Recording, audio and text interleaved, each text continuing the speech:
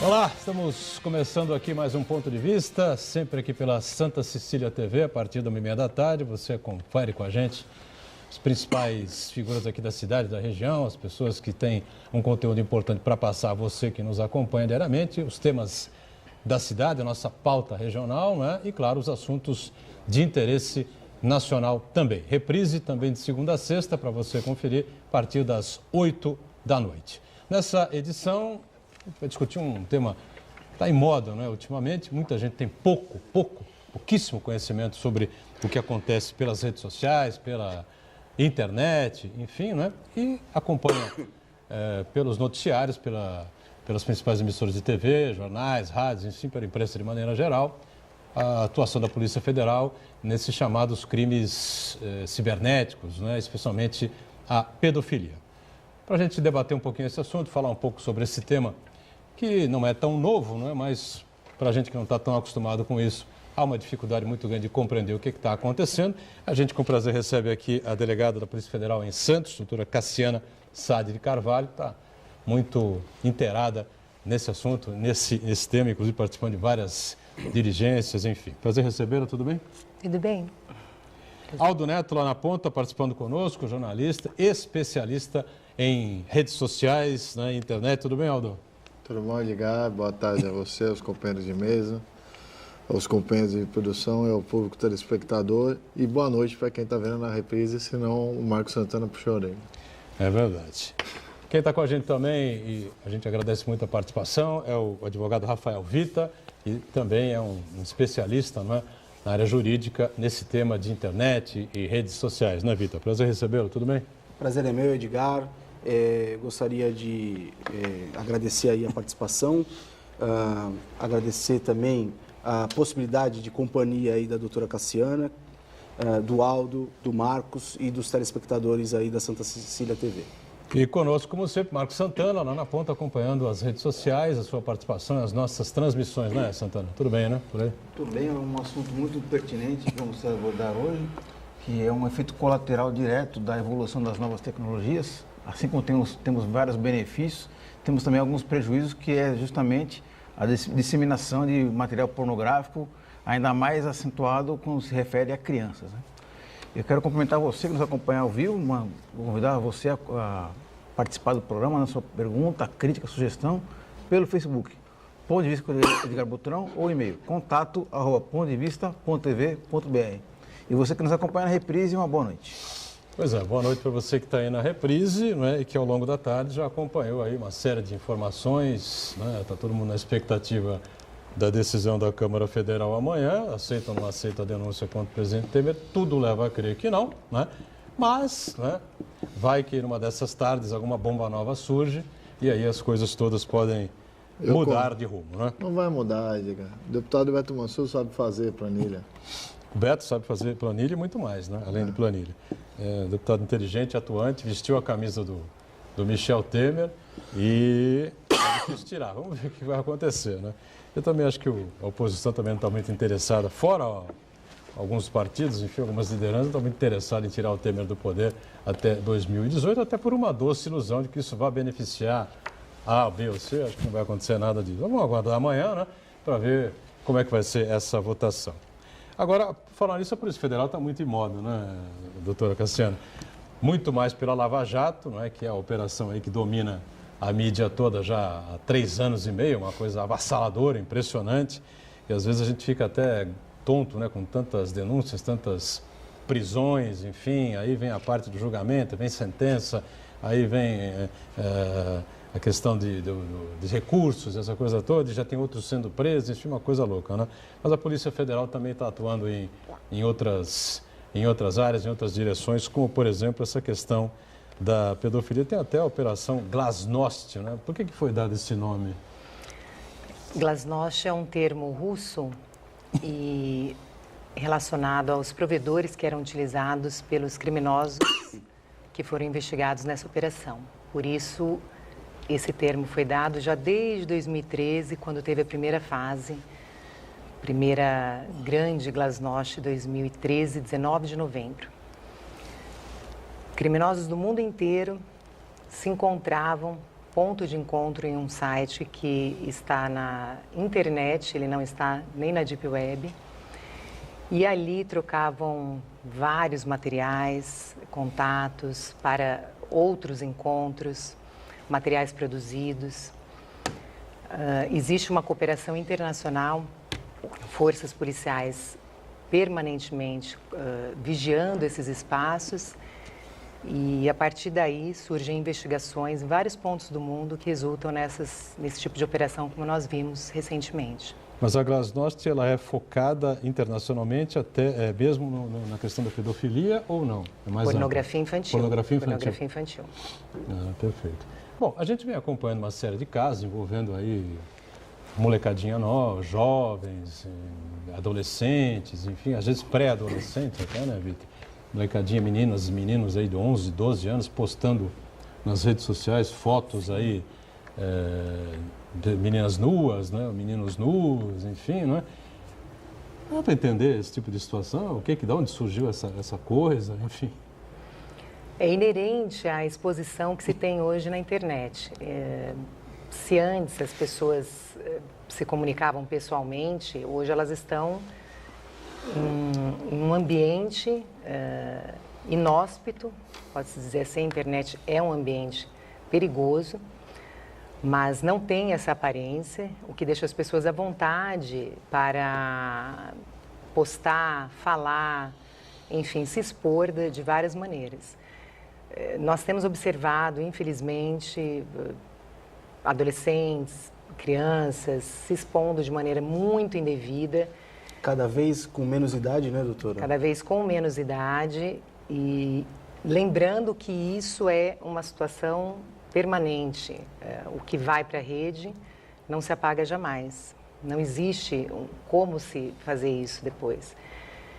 Mas, infelizmente, cada vez mais, mesmo com orientações, falando, é um trabalho diário, de formiguinha, conversando com eles. Mesmo assim, muitas vezes isso não é suficiente. Os pais, os responsáveis, tem que ter uma força-tarefa em cima deles, sim, permanentemente, para ajudá-los a não cometerem determinados atos, prevenir.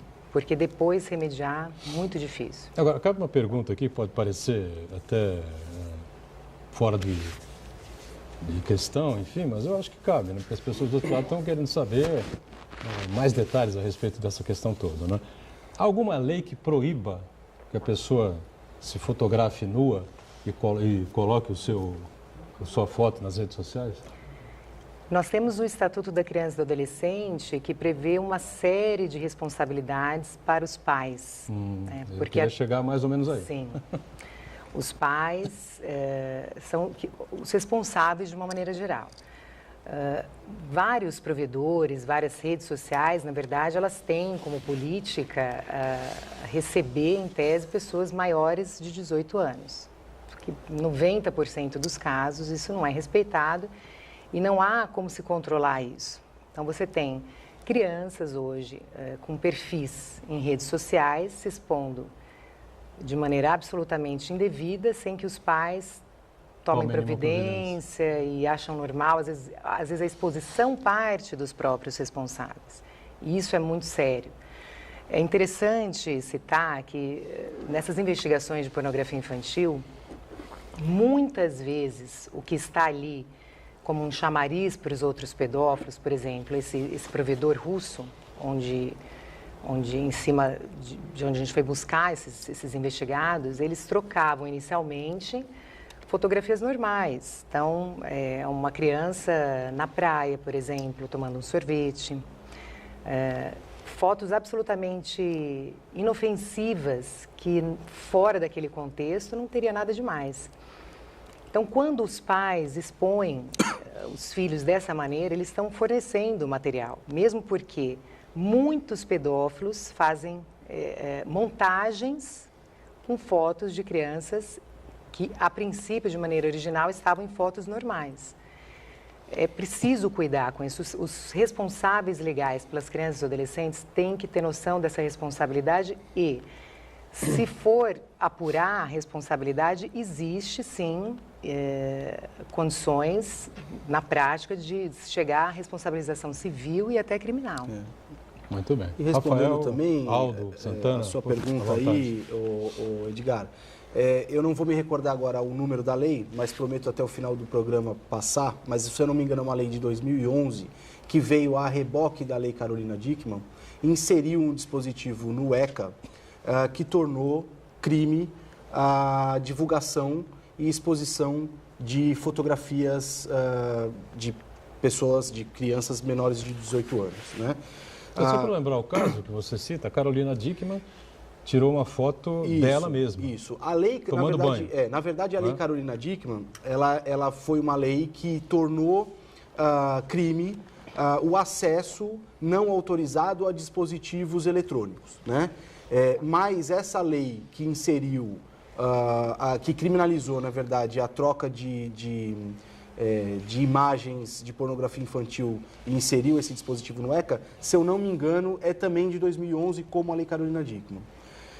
E também complementando aquilo que a doutora Cassiana estava dizendo, eu vou trazer um dado aqui, o Edgar, e é um dado de um estudo americano que foi realizado em 2009, e quando a gente está falando em termos de internet, de rede, isso quer dizer que faz muito tempo, ou seja, muitas coisas já foram inseridas após 2009, o WhatsApp, por exemplo, que não existia lá.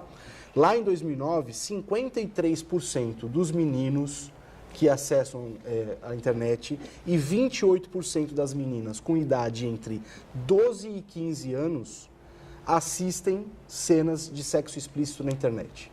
Então, a gente está falando aí de crianças com idade entre 12 e 15 anos e que estão expostas a esse tipo de material. E um outro dado alarmante baseado nisso aí é que apenas 28% dos pais hoje empregam algum meio contra essa exposição, ou seja, somente 28% dos pais têm essa preocupação e inserem aí nos dispositivos eletrônicos, seja no computador, no celular ou no tablet desses menores, algum dispositivo que visa proteger esse menor de algum fato relacionado à internet, seja de site de sexo explícito ou até da própria pornografia.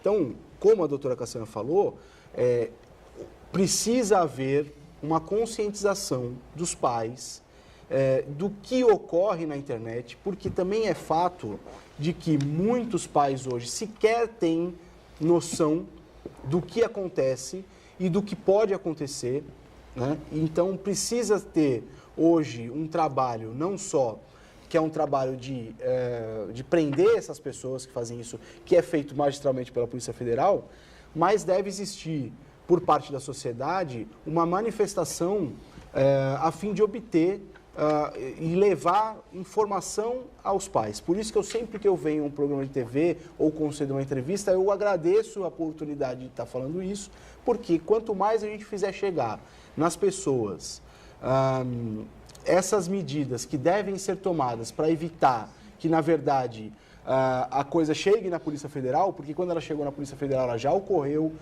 o crime já se consumou, então a gente precisa prevenir. Isso é importante falar também, Edgar. Diga, Aldo. Estava ouvindo atentamente a doutora Cassiana e o doutor Rafael, e eu me preocupo um pouco, Edgar, com essa demonização que existe da internet. A culpa é da internet. A culpa não é da internet, a culpa é do ser humano que utiliza mal a internet. Porque, veja, o ser humano, o doutor Rafael estava dando o exemplo, as crianças estão tendo acesso à pornografia pela internet.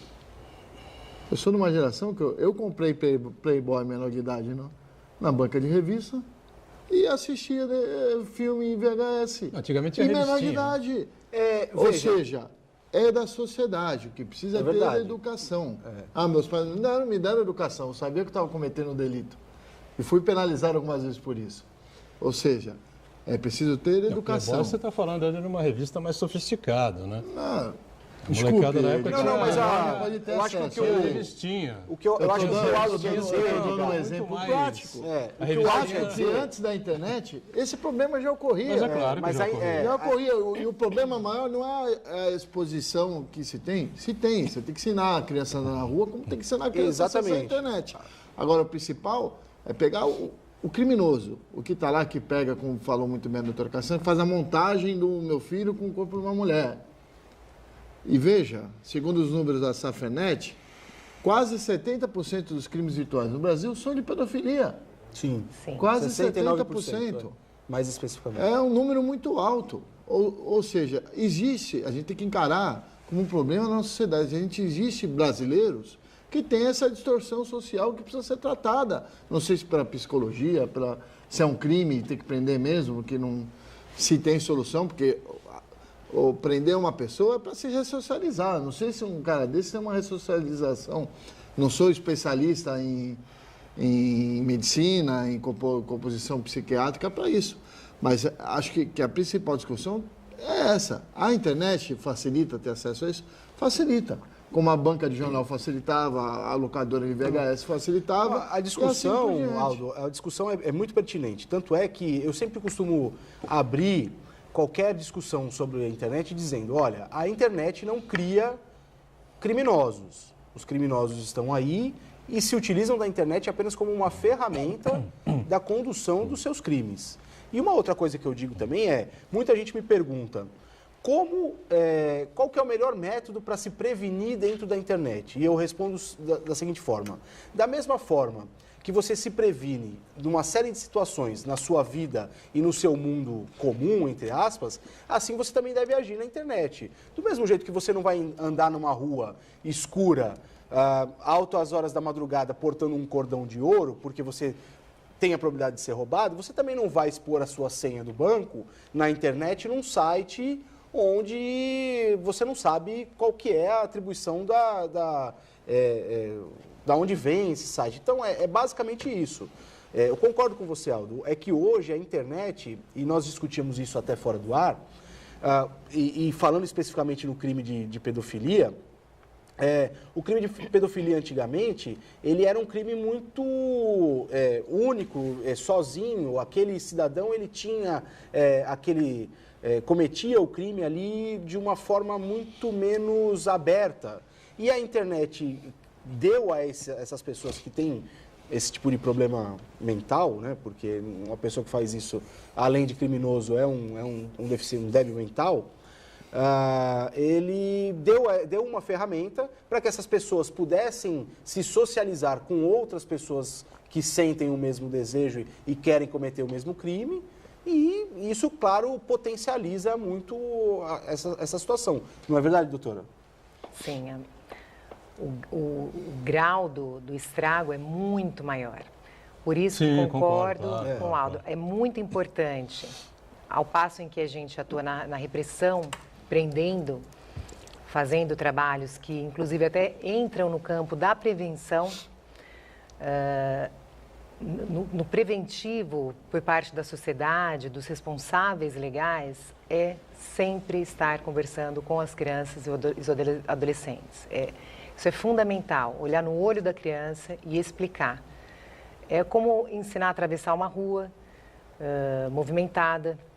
Eles têm que aprender a se movimentar nesse espaço relativamente novo que está aí e que não sabemos como vai ficar daqui a um tempo. A internet está cada vez mais abrangente, estamos cada vez mais na internet do que no espaço real. Se a gente pensar quantas vezes a gente pega um celular, smartphone, um computador, provavelmente a gente passa mais tempo no mundo virtual do que nesse mundo real. E coisas boas, positivas também acontecem. Eu, particularmente, eu acho a internet, apesar de ser um ambiente inóspito, ela é absolutamente necessária, ela trouxe muitas coisas boas. A velocidade da informação, isso é fantástico. Um tempo atrás não existia nada disso, as pessoas ficavam completamente isoladas, mas o ser humano também trouxe para esse espaço o que ele tem de ruim, né?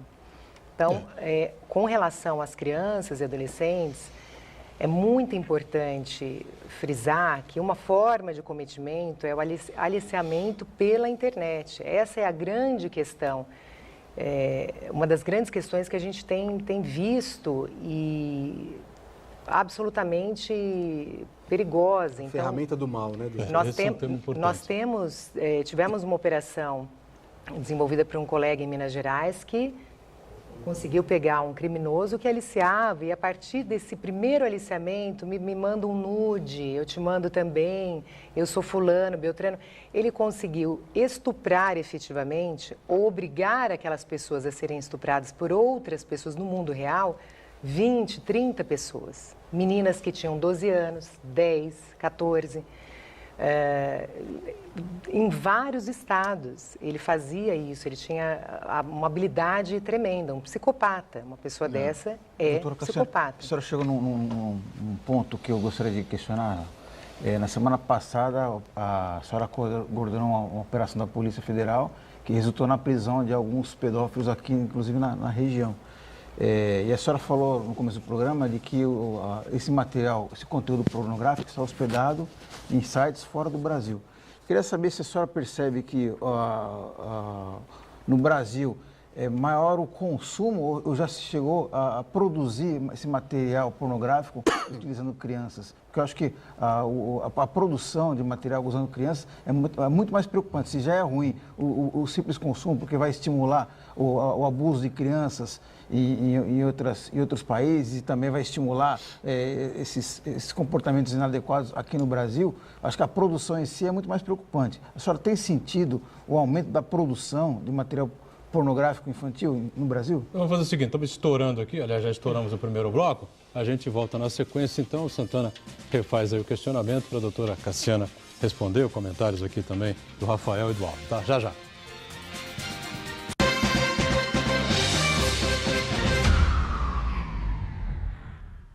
Existe um lugar em Santos onde você encontra os empreendimentos mais fascinantes da região. Um lugar amplo, aconchegante, feito para oferecer o melhor atendimento para você. Um lugar que reúne as melhores opções residenciais e comerciais nos bairros mais nobres de Santos. Um lugar que a gente nem precisava dizer, porque você já sabe. Central de Vendas Grupo Mendes, Rua Guaiaó 55, Aparecida. Venha fechar um bom negócio para abrir as portas do seu novo lugar.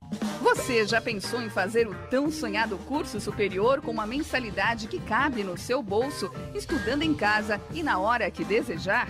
Todos os cursos de ensino à distância da Unisanta receberam excelentes conceitos do MEC. Nota 4 de 1 a 5 para os cursos de Gestão em Recursos Humanos, Gestão Financeira, Logística, Processos Gerenciais, Segurança Pública e nota 5 máxima para Licenciatura em Pedagogia. Invista em sua formação profissional. Faça EAD Unisanta. Informações pelo site www.unisanta.br/EAD.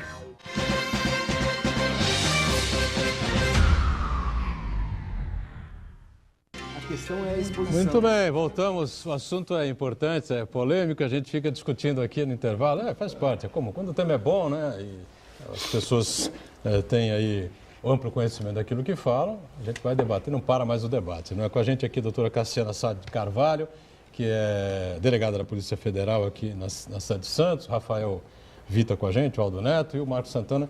Para resumir rapidamente o questionamento, para a doutora poder responder, né, Santana? Sim, se está aumentando a produção de conteúdo ou apenas o consumo de pornografia infantil no Brasil? O que a gente tem observado com as operações no âmbito da Polícia Federal, que invariavelmente aquele criminoso pedófilo produz o material. Por quê? Existem várias fases, podemos dizer assim, da atuação de um criminoso pedófilo.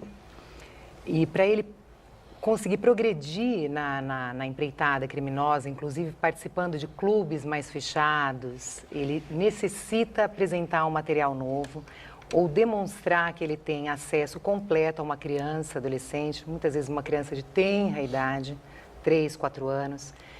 E cada vez que ele produz esse material, ele ganha também. Esse material é muito valioso, porque existem, nas redes, tem um material que já está produzido, circula, tem o seu valor, mas para eles é absolutamente fundamental a novidade. Então, quando ele demonstra isso, que ele tem acesso à criança, que ele produz o material, ele realmente ele passa para um outro patamar e assim sucessivamente. É muito importante as investigações, quando elas se aprofundam nessa seara, porque você tira de circulação não só aquele consumidor ou aquela pessoa que está compartilhando o material e, com isso, revitimizando aquela vítima daquele material, como também o produtor. E aí vem a reboque os crimes não só previstos no Estatuto da Criança e do Adolescente, mas também no Código Penal. Estupro de vulnerável, com penas bem mais altas. Bom, a operação comandada pela doutora Cassiana, que foi citada pelo Santana no final do bloco anterior, faz parte da Glasnost 2, não é isso? Sim. Em Guarujá, na semana passada. Se eu tiver algum engano aqui, você pode me corrigir, tá certo? Fica à vontade. Vocês prenderam um ator e produtor, um professor aposentado e um universitário, foi isso? Sim. O que é exatamente que eles faziam? Na verdade, doutora, eu queria complementar a pergunta. 2 deles já tinham saído da região, né? Será que estavam sabedores do que ia acontecer ou foi coincidência? Porque a operação foi deflagrada dia 25 de julho.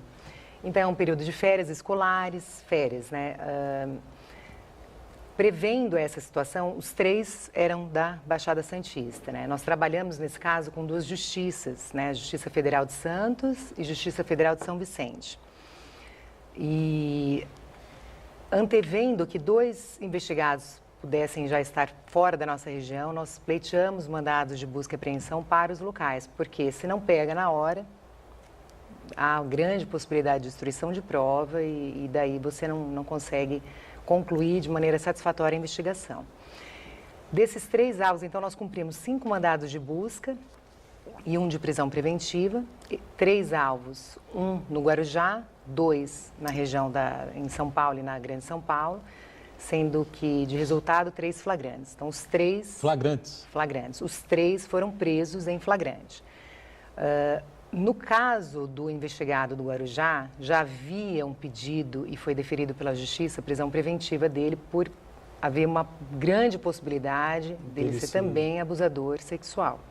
As investigações estão em andamento, estamos desvendando isso, tudo indica que sim. Existe uma diferenciação aí, a pornografia infantil é um tipo de crime também.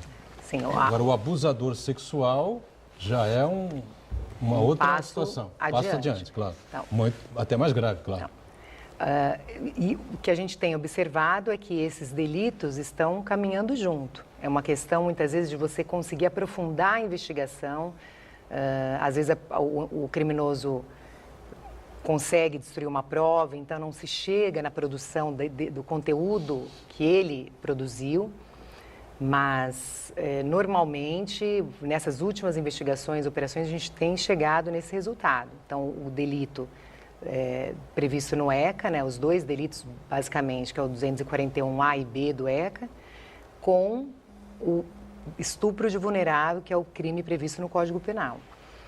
Essa operação, então, os 2 alvos da região de São Paulo foram presos em flagrante e foram soltos mediante fiança, porque é o que a lei prevê. Nas 2 hipóteses de São Paulo, Grande São Paulo, não se apurou naquele momento a atuação deles como abusadores. Mas um dos alvos, que inclusive já tem uma idade muito avançada e sofre de problemas de saúde, a investigação já até anterior demonstrou que ele, em determinados momentos da vida dele, até recente, 2014 e 2015, ele fez aquisição de aparelhos, né, chaveiro, relógio, para fazer filmagens camufladas. Então, essa é uma outra etapa da investigação. Quando vier o laudo pericial analisando esse material, nós vamos saber se ele produziu, então, pelo menos... que não seja o abuso sexual, mas aquele conteúdo pornográfico envolvendo crianças e adolescentes. Eu tenho uma curiosidade, doutora. Você disse que as 2 prisões foram em flagrante, né? Como é que se dá esse flagrante se é um crime virtual? Vocês chegam e investigam o que ele tem de aparelho na mão dele? Celular, computador? Boa Celular, pergunta. computador, tablet. Nós chegamos, normalmente cumpre-se o mandado de busca e apreensão, já anteriormente pedindo ao juiz o acesso a esses dispositivos no local. E aí, constatando que a pessoa está na posse daquele material, já está configurada o flagrante. Perfeito. Bom, aí um ator e um produtor. O que a gente pode concluir aí? Que ele, evidentemente, estavam produzindo um filminho. Ele é ator e produtor. É Ator uma e pessoa, produtor, ator só, e produtor. Estava produzindo um filminho com o objetivo de o quê? Obter lucro? É coincidência. É uma coincidência. Né? Senão todo ator e produtor... É uma coincidência. Sim.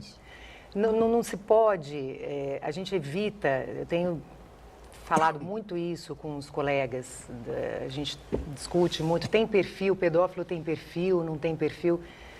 Não tem perfil.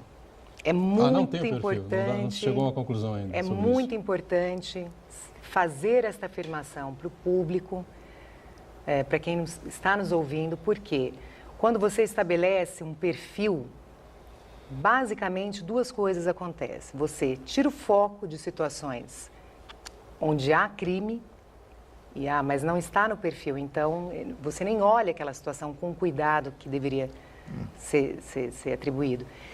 E você tem o risco, de outro lado, de criar o quê? Preconceito.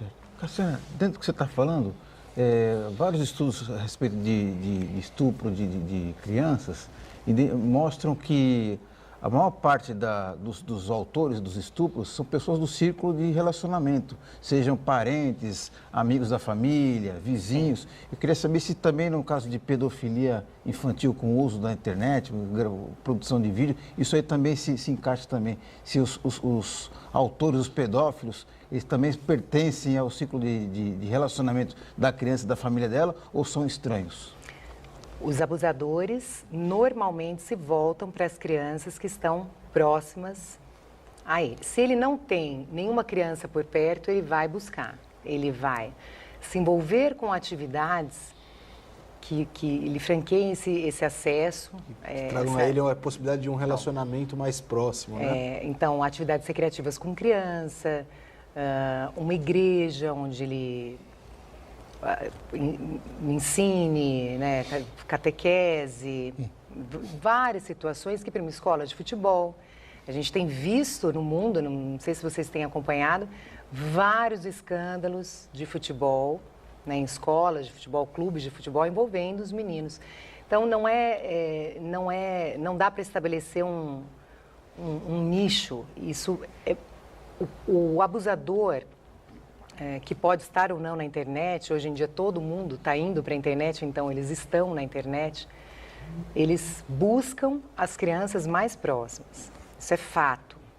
Então, os responsáveis têm que se atentar para isso.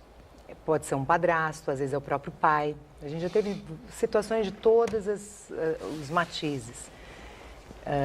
Um vizinho, um primo, um tio, mulheres pedófilas também. Isso é muito comum, às vezes uma cuidadora. Então, não dá para estabelecer, é muito importante fixar isso. Não se pode estabelecer um perfil para não cair em duas situações. Criar esquecer determinadas situações e abrir o flanco para o preconceito. Quando a gente fez essa operação, deflagrou essa operação, em um site de relacionamento aí, soltaram uma pesquisa que 70% dos pedófilos presos eram gays. Isso é um absurdo. Não tem relação nenhuma. A menor relação. Não tem a menor relação. Alguém, obviamente, se aproveitando daquele contexto. Né, aproveitar de uma situação para... Não, porque busca um perfil. Sempre, quando eu comecei a atuar nessa área, a primeira coisa que eu fui atrás, eu falei, deixa eu entender o perfil do pedófilo. E hoje... Não, é algo inerente trazer ao ser humano, que agora foi para internet, né? Mais um dado da SaferNet aí que o Aldo também citou. Só para quem não sabe, a SaferNet é uma ONG, hoje atualmente a mais séria, a maior e a que tem mais recursos. É uma ONG brasileira que atua aí visando os direitos humanos em ações no âmbito da internet.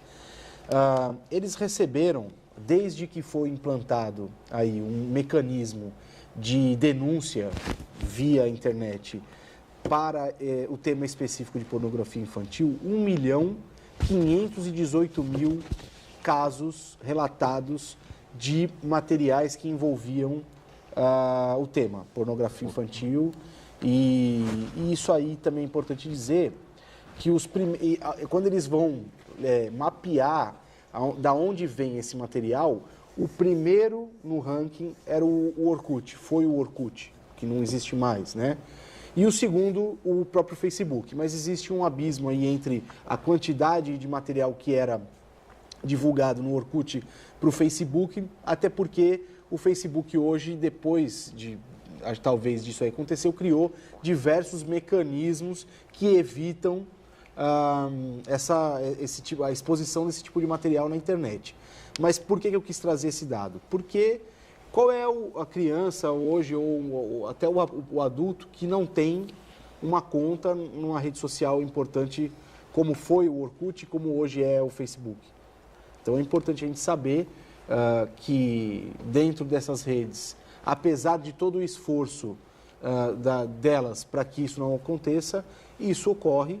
E isso funciona não só como um mecanismo de distribuição, mas como de chamariz, que é o que acontece, como a doutora Cassiana falou. Às vezes, existem muitas dessas pessoas que ficam somente buscando nessas redes determinados tipos de fotografia para alimentar esse círculo, seja para disponibilizar a fotografia tal qual ela foi extraída da rede social, ou até para modificá-la, expondo aí os menores, os adolescentes a esse tipo de situação. Mas, daí a importância Rafael, de não se divulgar isso aí. Educação. Nós estamos batendo muito no pedófilo, mas tem uma outra questão que precisa ser debatida. São as crianças tendo acesso a isso aqui, a aparelhos que elas não sabem usar. Sim. Ou seja, um menino de 12 anos pode ir no banheiro das meninas e fazer um filminho lá e distribuir para os amigos. E isso virar outros tipos de crime que não são contabilizados e são colocados a culpa na criança, que o culpado não é só a criança, o culpado é o pai que dá esse tipo de acesso aqui. Não, mas veja, não dá para a gente discutir esse tipo de situação sem abordar, obviamente, o assunto educação, o assunto prevenção, etc. Os dados, quando eu trago os dados, na verdade, para que as pessoas entendam e visualizem a quantidade de ocorrências que existem dentro de situações de redes sociais ou de ambientes muito próximos a diversos, mais diversas pessoas. Usar um termo da moda, o tal do bullying. Todos nós sofremos bullying na nossa juventude. E a internet é só mais uma ferramenta. Celular, não tinha o aparelho, hoje tem. Que predispõe a que isso ocorra e maximiza, obviamente, as situaçõões. Isso dentro do ambiente de internet ocorre com tudo, da pornografia infantil até o próprio bullying, o xingamento, etc, etc. Hoje, talvez seja a matéria que mais se aborde, seja justamente a situação como as pessoas se portam dentro do ambiente da internet, né? E volto naquela situação, do mesmo jeito que você tem que se prevenir no seu mundo real, e você também tem que fazer isso na rede social, a sua maneira de se portar na rede social tem que ser aquela que você julga pertinente do seu mundo real também. Eu não entro numa sala com um ambiente com várias pessoas e saio xingando todo mundo. Então, eu também não posso fazer isso na internet. Então, te volta mais uma vez para a educação. Mas os números que eu trouxe aqui são para chocar as pessoas mesmo. Para a gente ver que isso acontece mais do que a gente imagina e está mais perto do que a gente imagina, não é verdade, doutora? Agora, só para fazer um questionamento. Ele está falando de educação, a questão cultural, enfim, isso e aquilo. Dá para a gente fazer uma separação, aí, um escalonamento, enfim, em determinadas regiões do planeta, em determinados lugares do mundo, isso vem acontecendo, vem crescendo um percentual muito mais alto. Num outro, enfim, não vem acontecendo esse tipo de coisa. Você já disse que não há um perfil definido para esse pessoal que faz esse tipo de coisa, ou cometem a pornografia infantil pela internet, pelas redes sociais. Mas esse assunto para daqui a pouquinho, a gente faz mais um break e retoma o ponto de vista já.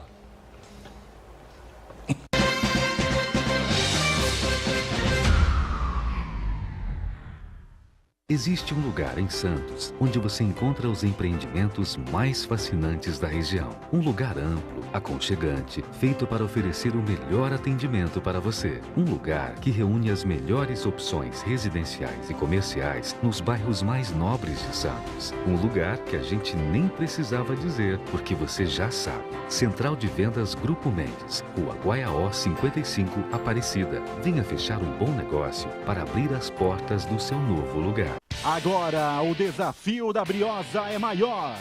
Copa Paulista de Futebol Profissional 2017. Nesse domingo, a Portuguesa Santista vai enfrentar o Santos B. Ao vivo, 10 da manhã, direto do estádio Urico Mursa. Briosa na Copa Paulista de Futebol Profissional 2017. É na Santa Cecília TV, a maior programação regional da sua TV. Apoio Nita Alimentos. Leve momentos deliciosos para a sua casa. Universidade Santa Cecília e Sindicato do Comércio Varejista da Baixada Santista. O melhor remédio contra a crise é acreditar. Anuncie na Santa Cecília TV, a TV que não para de crescer. Ligue 3202-7107.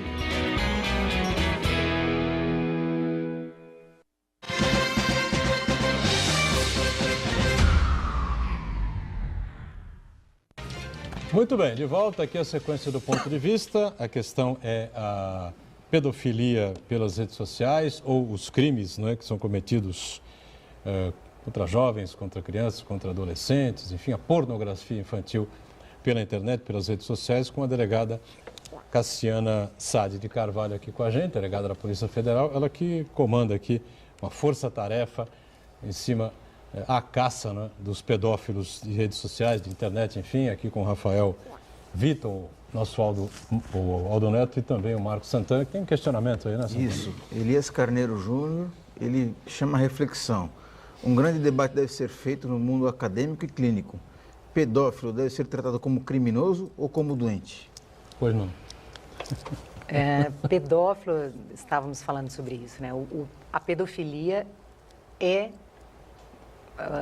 um transtorno da personalidade previsto pela doutrina médica como uma doença. O que é a pedofilia? É a atração que um adulto tem por uma pessoa, criança, normalmente perto da criança ou adolescente, envolvendo como vítima criança ou adolescente. Nem todo pedófilo é um criminoso e muitos abusadores sexuais não são classificados, após um exame clínico, como pedófilos. Então, é muito importante essa diferença. Você tem pedófilos criminosos, você tem abusadores sexuais que não são pedófilos, nunca foram, podem ser portadores de outras patologias ou até transtornos de personalidade, como a psicopatia, sociopatia. A questão é, no momento, a nossa legislação prevê que no momento da aplicação da pena, o juiz, o Poder Judiciário, ele vai averiguar se a pessoa tinha condições de se determinar quando ela praticou aquele fato ou não. Então, a partir daí, ele recebe uma pena ou uma medida de segurança. O que nós temos visto é que a maioria dos criminosos que atuam nessa área, cometem esse tipo de crime, estão aptos a receber a pena de prisão, porque eles tinham perfeita consciência do que eles estavam fazendo, mesmo sendo sociopatas, psicopatas. Então, muito importante firmar essa diferença. Agora, a gente comentava aqui, né, Rafael, que nem todos os pedófilos procuram chegar às vias de fato, Sim. não é isso? Para muitos Vias pedófilos... de fato é praticar sexo com jovens, crianças, adolescentes. Até mesmo baixar o conteúdo. Que hoje é criminalizado. Eu tive acesso a um material relacionado a um médico que tem atuado muito nessa área aqui no Brasil, e ele chegou a ser punido, ou no mínimo sofreu um processo disciplinar no CRM, porque ele ministrou para o paciente dele drogas para retirar. Isso foi parar de alguma maneira no âmbito do CRM, o Conselho Regional de Medicina, e ele foi processado. O médico foi processado. O médico foi processado porque ministrou para o paciente que o procurou por isso. Então, o que acontece também muito no mundo é, primeiro, a dificuldade de um pedófilo que não é criminoso, mas que sabe que porta aquele transtorno, aquela doença, e que se vê na iminência de praticar um fato tido como crime. Então, a quem ele vai pedir ajuda, de que maneira, que tratamento ele vai receber. Tem muitos pedófilos que não buscam ajuda porque morrem de medo de serem... Veja, doutora, é importante essa sua declaração, porque é algo que a sociedade precisa discutir.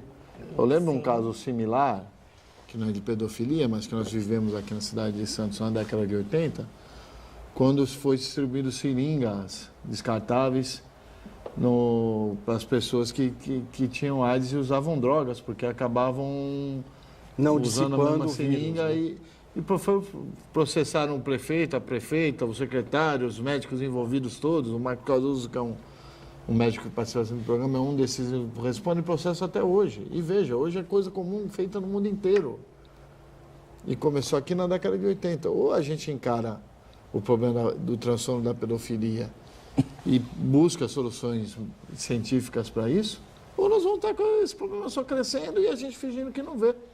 Porque o que acontece é a sociedade finge que não vê. É um problema social. Exceção ao trabalho sério da Polícia Federal. Não, veja, mas é bom que também se diga que é um problema social, mas também é um problema de polícia. Sim, claro. Porque, como a doutora disse... Claro, como um cara que tem AIDS que sai com a seringa aí na rua, é um problema de polícia. O cidadão doente tem que ser bastante diferenciado do criminoso. O criminoso tem que ser preso, punido, enfim. Mas concordo com o Aldo que a discussão deve ser posta sempre. E a gente vai, na verdade, evoluindo no assunto, né? E, segundo a doutrina médica, a pedofilia é uma doença que não teria cura. Então, isso amplia totalmente a gravidade da situação. Isso, claro. Nós já nos deparamos com casos de pedófilos com 16, 17 anos.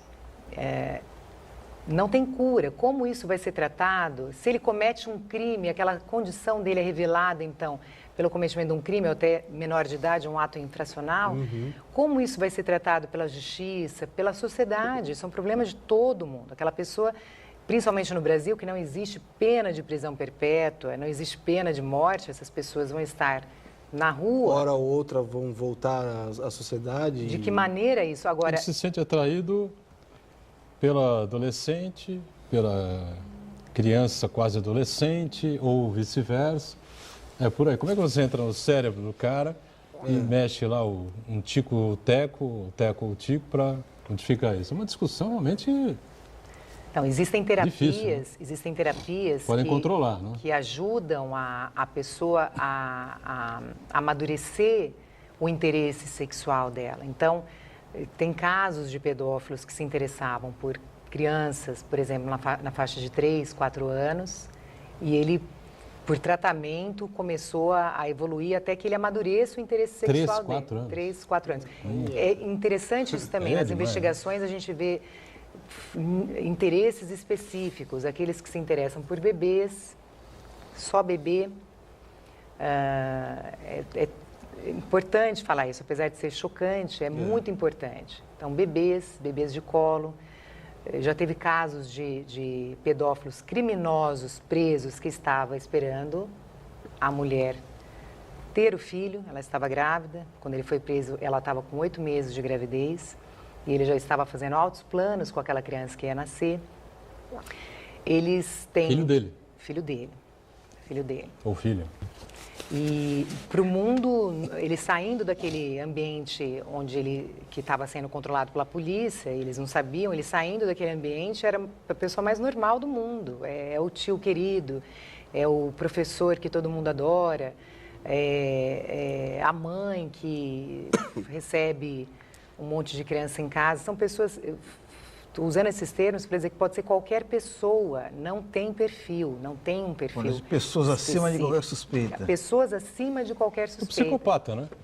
O psicopata tem esse traço. Um tratamento na prisão e você vê que tem, plausível, né? Eles têm interesses, então você tem grupos de pedófilos no mundo virtual, inclusive subdivididos por idade, né? Sexo da criança, idade, tipo físico.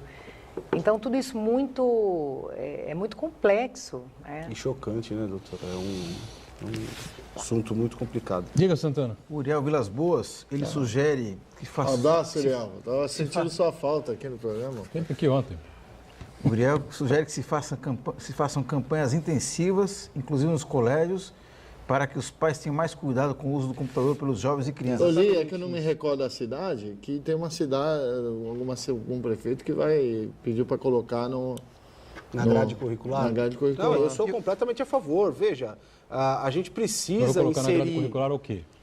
Talvez uma educação internet. virtual, né, de como lidar com isso. Se é uma coisa que está posta na sociedade e que hoje todo mundo está se servindo dessa questão que é a internet, tem que ser objeto de educação, de campanhas das escolas. É a mesma coisa. Se você detecta lá que naquela via existem muitos acidentes, você faz lá um trabalho preventivo para que as pessoas dirijam devagar naquele local, é a mesma coisa. Se você está detectando que hoje existe uma incidência grave de desvios dentro da internet por adolescentes e crianças, você tem que trabalhar e fazer campanhas educativas para que aquelas pessoas se portem na internet com o mínimo de conhecimento e não se exponham aos perigos que a internet produz. Doutora Cassiano, expor a criança a esse tipo de risco, se ter acesso a senha da rede social, esse acompanhamento e também, por outro lado, quais são os sinais de uma criança que está sendo vítima de pornografia, está sendo vítima de assédio, porque muitas vezes a criança nem percebe que está sendo assediada, né? Quando ela não percebe, só se ela for muito pequena, porque a partir já de uma idade ali, ela está sabendo que está acontecendo alguma coisa errada com ela, principalmente 11, quando ela é 12, coagida, 13. Ameaçada. Nessa idade, sabe perfeitamente. Perfeitamente, né? Comportamento Acima de 10... Até antes. Até antes, você acha? 8, 9 anos já entende, Que mandou uma foto inadequada, daqui a pouco o aliciador está fazendo chantagem, se você não me mandar mais, assim, assado, eu vou divulgar isso na sua rede. Teve um trabalho recente, até da Polícia Federal em Curitiba, um caso isolado em que o padrasto da menina fez esse tipo de chantagem com ela. E acabou divulgando imagens dela, criou um perfil com foto dela e tudo mais. Então, envolvia a leniência da mãe, no caso, ela foi afastada até do convívio da mãe, enfim. A criança que sofre abuso sexual muda. E, antes de mais nada, ela fala também. O que muitas pessoas ignoram, tem que mudar o foco, prestar atenção na criança. Então, desde um choro, um medo, não dorme direito, não se alimenta, uma timidez, muitas vezes um pânico, porque depende também de como aquele abuso está sendo praticado, né? Mas a criança muda e a criança muitas vezes fala. E é muito importante que quem esteja ouvindo essa criança preste atenção, dê crédito a ela. A criança inventa muito, mas ela não vai passar a vida inventando. Ela não vai ficar inventando, tirar do nada determinadas frases ali, contexto. Às vezes a maneira como ela se toca, às vezes a maneira como ela toca aquele adulto que está com ela, demonstra que a sexualidade dela está aflorada sem aparente explicação. Então são vários sinais. Os responsáveis têm que prestar atenção na criança, procurar conversar, não estimular ela a falar de maneira que ela crie ou se feche para comentar a respeito. Tem que trazer com naturalidade o assunto e, se ela tocar no assunto, tem que estimular que ela fale sem colocar palavras na boca dela também. Em relação à internet, os pais têm que conversar com os filhos sempre. Não tem outra saída. Ele tem que ter essa abertura, falar abertamente, francamente. Se não tiver idade suficiente para frequentar determinados espaços, não pode, não é hora. Então, determinada idade não dá para entrar no Facebook, não dá para usar um celular, não tem condições. Né? Você está entrando no Facebook com 5 anos de idade, não é? Não pode, não pode. E tem que explicar, falar abertamente.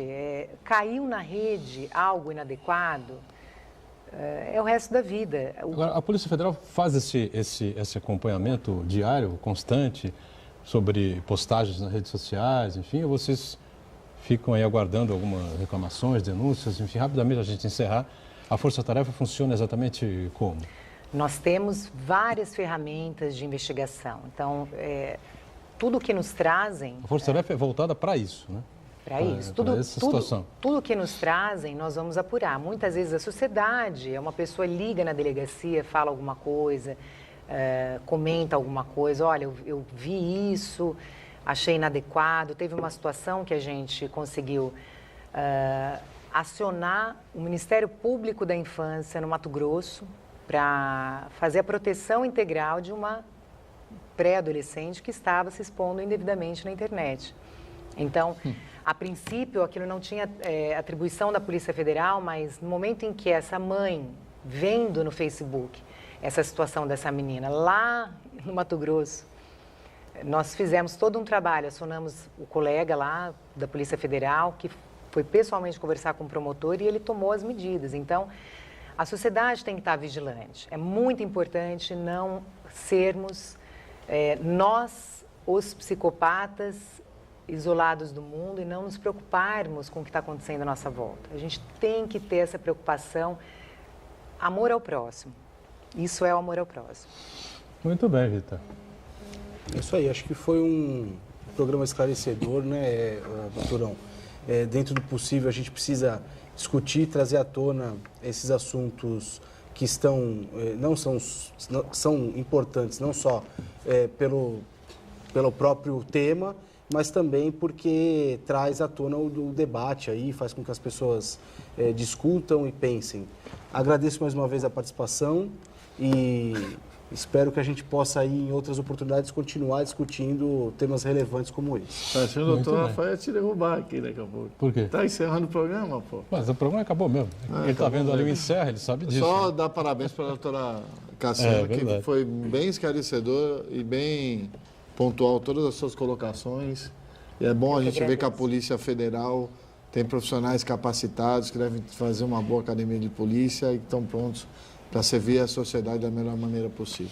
Muito bem. Doutora Cassiana, obrigado. E em outras obrigada. Oportunidades vamos novamente levantar o debate. Obrigado. Santana está sempre com a gente, acompanhando aí as redes sociais do bem, né? E a gente com você de segunda a sexta, ao vivo, 1h30 da tarde, reprise 8 da noite com Ponto de Vista. Obrigado. Tchau.